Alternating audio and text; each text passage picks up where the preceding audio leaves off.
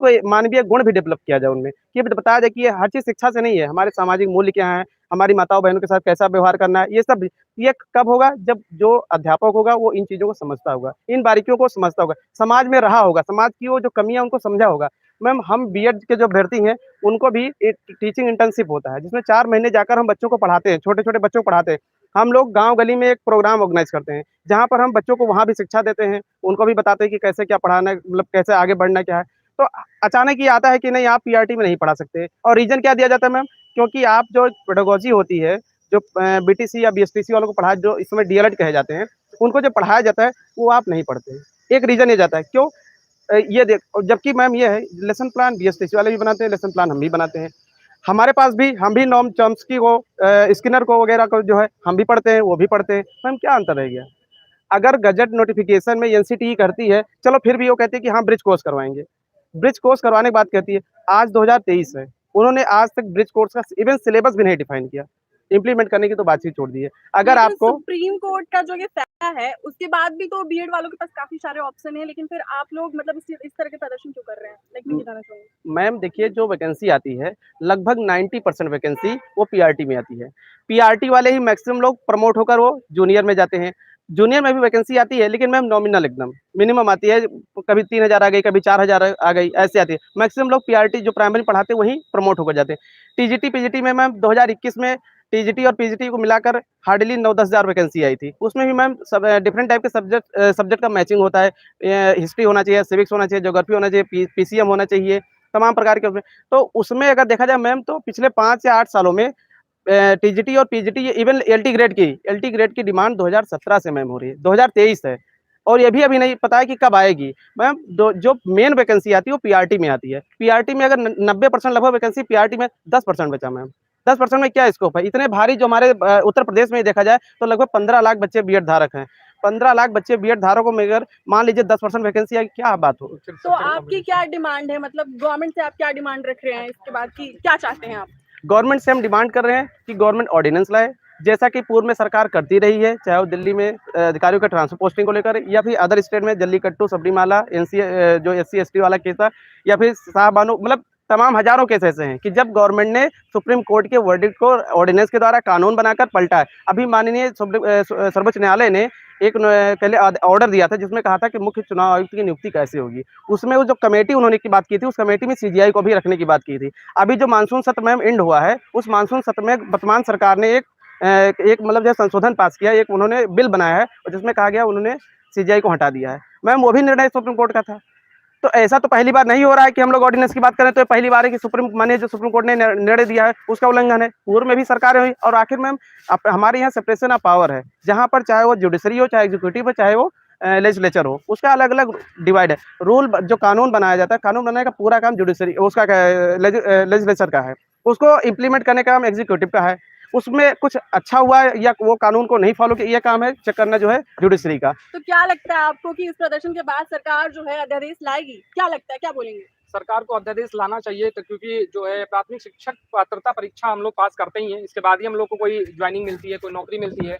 यदि हम प्राथमिक शिक्षक पात्रता पास कर रहे हैं तो हमारे पास गुणवत्तापूर्ण शिक्षा देने की भी क्षमता है, हमारे पास वो शैक्षणिक कौशल हैं जिनको हम पास कर रहे हैं, जिनके बाद हम पात्र हो रहे हैं। तो यदि माननीय न्यायालय ने कहा है कि हमारे पास शैक्षणिक कौशलों की कमी है, तो उन कौशलों की कमी होने के बावजूद हम कैसे शैक्षिक पात्रता को पास कर पा रहे हैं, कैसे हम प्राइमरी टीटी को पास कर रहे हैं? और अगर हम कर रहे हैं तो मतलब हम पात्र हैं। यदि हम पात्र हैं तो हमारे साथ न्याय होना चाहिए और इस न्याय के लिए उनको अध्यादेश लाना चाहिए। बीएड एकता, बीएड एकता। तो आपको क्या लगता है कि सुप्रीम कोर्ट के इस फैसले का कितना असर पड़ा है बीएड अभ्यर्थियों पे? मैडम असर तो इतना पड़ा है कि हम लोग के रातों की तक करेंगे दिल्ली की संसद तक। आप बताइए मैडम, 2018 में आपने गजट निकाला, 5 साल में हमने बीएड कर लिया, 9 लाख से ज्यादा बच्चे मैडम रोड पे आ जाएंगे।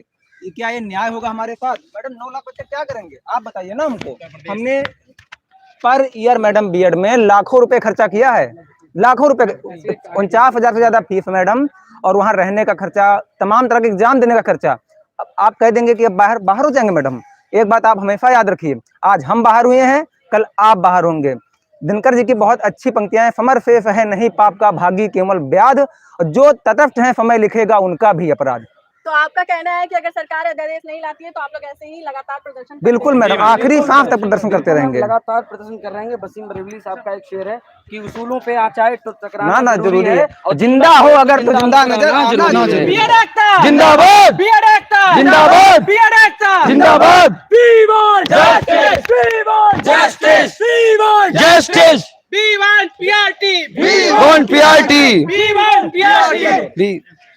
एक अंतिम बात मैं कहूंगा कि एक बहुत ही अच्छा शायरी है कि जो चाहेंगे कर डालेंगे, ऐसा अफसाना चलता है और जिस ओर जवानी चलती है उस ओर जमाना चलता है। अगर हम जिंदाबाद कर सकते हैं तो हम उसको उतार भी सकते हैं। ये बात आप हमेशा ध्यान रखिएगा। ये बात आप इलेक्शन के मद्देनजर रखते हुए कह रहे हैं क्योंकि इलेक्शन भी नजदीक है और अगर सरकार अध्यादेश नहीं लाती है तो फिर आप लोग इस बार सरकार बदल भी सकते हैं। बिल्कुल मैम, जनता में जो भी कहे।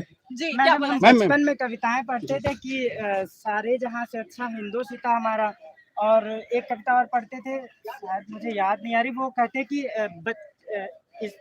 इंसाफ की डगर पर बच्चों दिखाओ चल के, ये देश है तुम्हारा, नेता तुम ही हो कल के। अगर ये हमारा देश है, हमने बीएड किया हुआ है, हमने कोई गलती नहीं करी है, अगर इन लोगों को एनसीटीई को अगर नहीं शामिल करना चाहिए था तो ये 18 में भर्ती कर लिया था इन्होंने, तो ये तुरंत रद्द कर देते कि भाई अब आप आगे करेंगे तो हमारी जिम्मेदारी नहीं है। लेकिन इन लोगों को ये सोचना चाहिए कि 2018 से 24 तक के जो छात्र हैं उनको भर लेना चाहिए।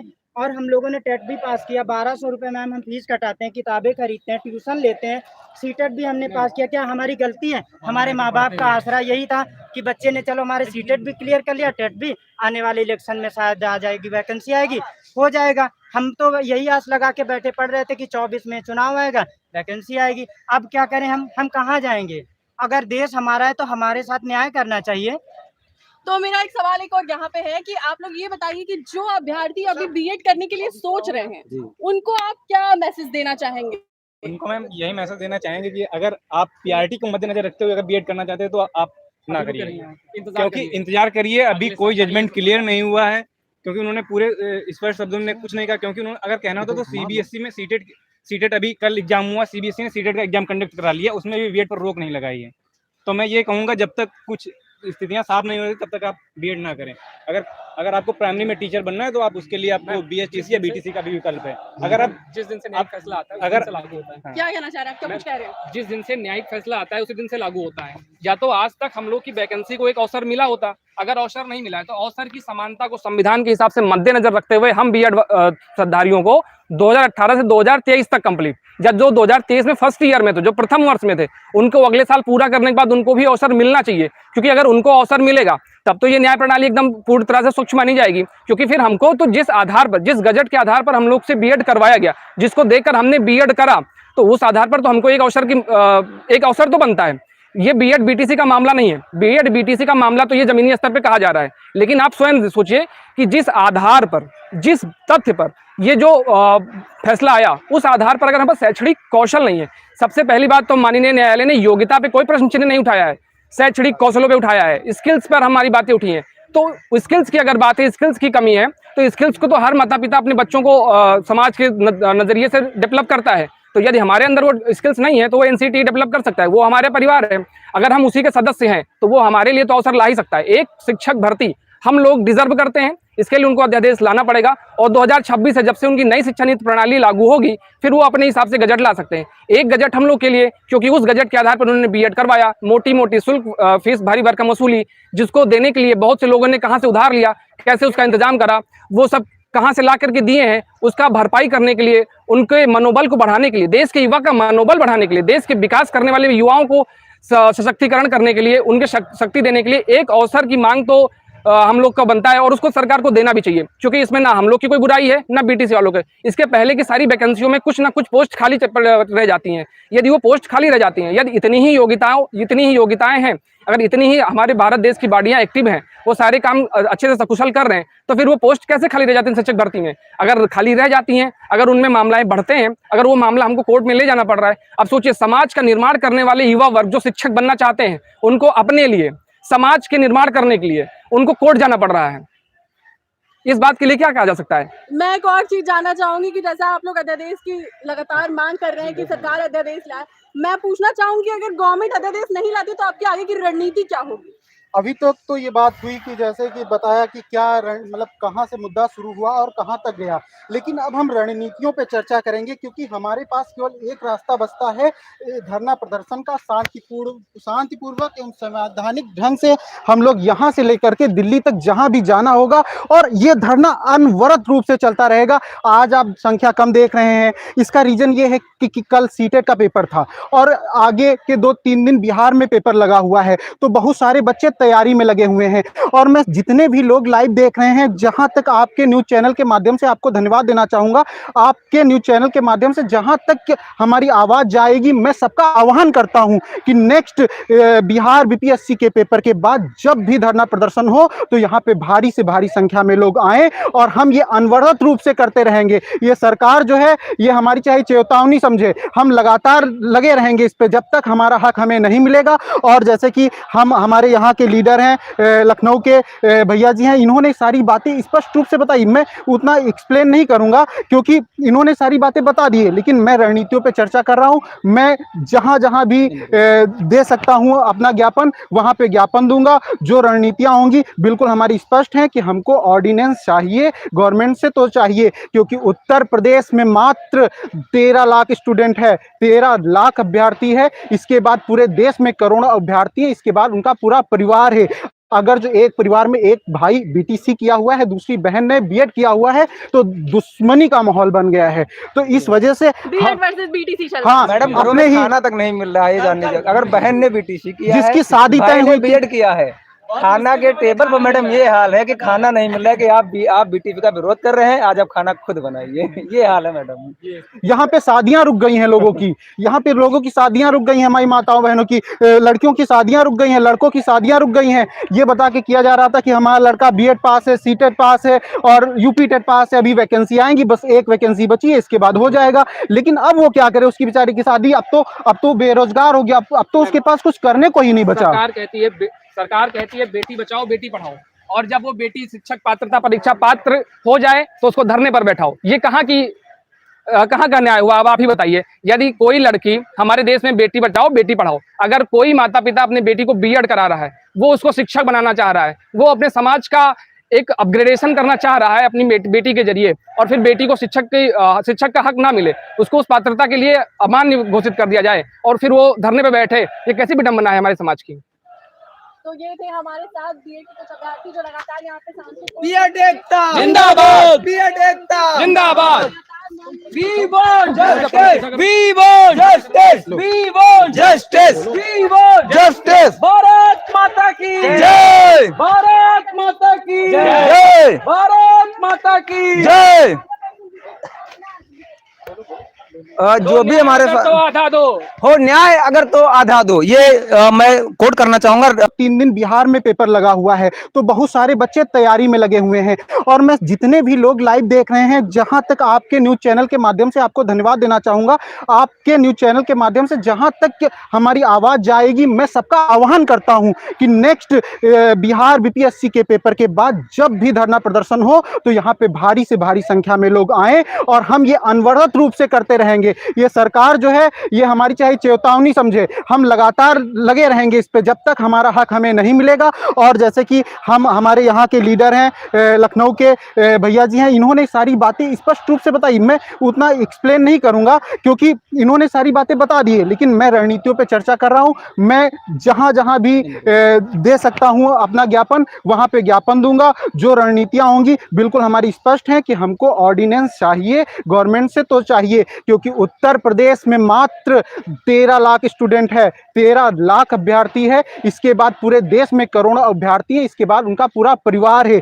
अगर जो एक परिवार में एक भाई बीटीसी किया हुआ है, दूसरी बहन ने बीएड किया हुआ है, तो दुश्मनी का माहौल बन गया है। तो इस वजह से बीएड वर्सेस बीटीसी चल रहा है। हाँ मैडम, घरों में खाना तक नहीं मिल रहा है, ये जानने चाहिए। अगर बहन ने बीटीसी किया है, जिसकी शादी तय हुई, बीएड किया है, खाना के टेबल पर मैडम ये हाल है कि खाना नहीं मिल रहा है कि आप बीटीसी का विरोध कर रहे हैं। कोई माता पिता अपने बेटी को बीएड करा रहा है, वो उसको शिक्षक बनाना चाह रहा है, वो अपने समाज का एक अपग्रेडेशन करना चाह रहा है अपनी बेटी के जरिए, और फिर बेटी को शिक्षक का हक ना मिले, उसको उस पात्रता के लिए अमान्य घोषित कर दिया जाए और फिर वो धरने पर बैठे, ये कैसी विडंबना है हमारे समाज की।